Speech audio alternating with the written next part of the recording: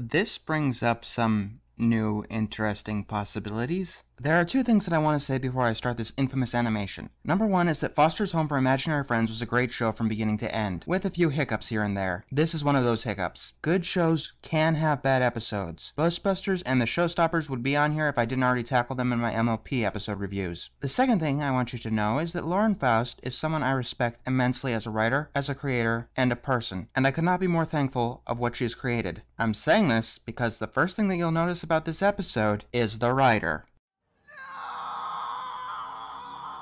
Yeah, Lauren Faust wrote the most infamous episode of Foster's Home for Imaginary Friends. I'm not trolling you or pulling some weird editing voodoo. You can go right to her IMDb or Wikipedia if you don't believe me. It's not like this is the only episode she wrote, and most of them were pretty good. But we've all got at least one dud in us. I just didn't realize that she wrote the dud. Yeah, it came as just as much a surprise to me as it probably did to you. That being said, I'm not going to hold any punches towards the episode itself, since yes, I do believe it is the worst episode of Foster's Home for Imaginary Friends. So, the episode begins with some enraged parents dropping off an imaginary friend. This is the titular Bendy. Apparently, he's been blamed for a bunch of broken rules. Of course, Frankie and Harriman believe that their child has been framing Bendy, and he does look pretty guilty about it. And the parents have not witnessed Bendy doing any of these things. When Frankie and Mr. Harriman accuse their child, the parents storm away, and Bendy looks distraught. Okay, the setup is actually pretty decent. Then again, this is still a very cliched premise. We cut into Blue, Coco, Wilt, and Eduardo playing video games. Then randomly, Bendy comes in, and for no reason knocks a pot off the television. Well, that escalated quickly. That's the first problem with this episode. The pacing is horrible. Here it goes too fast, and in the middle of the episode it goes way too slow. We'll see that come into fruition as we go along. There is also plenty of ambiguity of Bendy's innocence, that this scene flushed right down the toilet. But that's not the only thing that's wrong with this scene. Mr. Harriman and Frankie come in and want to know how the vase broke. Blue blames it on Bendy, someone he had no vendetta against. Now Blue can be a douche sometimes, but he would never blame a random person for no real reason. Bendy comes in and Wilt testifies to Blue's story. However, when Bendy cries, they believe him. Hold it! They believe someone they barely know over Wilt, whose entire personality is essentially being as nice as possible, and has never told a lie in the past.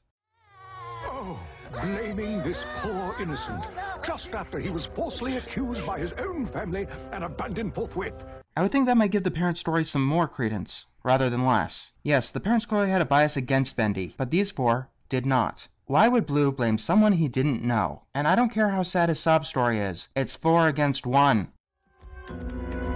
And that's probably why people hate this episode, besides the forced plot. It's just Bendy's cruel grin. It's the kind of grin you just want to sock a few times. So we have a bunch of shenanigans where Bendy tries to get all 4 of them framed. And each time it's that stupid grin. The worst part is that for most of them, Bendy seems to be going after them for no real reason. It's like a scene or two is cut. Actually, that might be a possibility. This episode has a very odd runtime, clocking in at 13 minutes. It's like it was originally a 22-minute episode that they tried to hack down into an 11-minute episode. Also, some of these scenes get really frustrating. Don't take the marker! Don't take the marker! Don't take the marker! Oh, for goodness sake, Master Blue! Who would be so stupid as to write his own name on the wall? That's a very good question. Blue ain't the brightest kid around, but he'd probably never do something that stupid. So all 4 of them get sent to the corner, ranting about Bendy, until Blue comes up with the idea to frame Bendy. They lay down a bat near a giant window, and when Bendy comes in, he gets that god-awful grin on his face. The 4 of them get ready to take a photo, but Bendy breaks the glass and runs too quickly. Don't pick up the bat!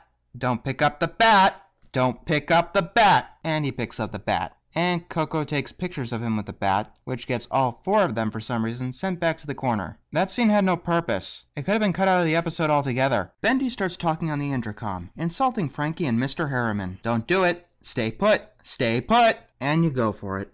He runs to the house and takes the intercom from Bendy. Then he calls Mr. Harriman and Frankie to the foyer, where the intercom is. And by the time they get there, Bendy is gone. Apparently, he's been cleaning the toilet with his own toothbrush. That doesn't make any sense. If you want to clean the toilet for her, fine, but a toilet brush is much more effective. This all ends with Blue getting grounded, and it turns out that it was Blue's toothbrush. Okay, that's just cruel. Speaking of which, why is Bendy being so cruel to people or imaginary friends that he's never met before? This all gives Blue a genius idea to give Bendy a taste of his own medicine. Again, sometime later, Bendy walks by a cookie jar and takes a cookie. A rigged camera takes his photo. Bendy climbs up and takes it, only to find that it's glued to his hands. He tries to draw on the photo with pen, but the ink explodes in his face. He runs to the bathroom in desperation to try to wash everything off, and the handle of the sink falls off.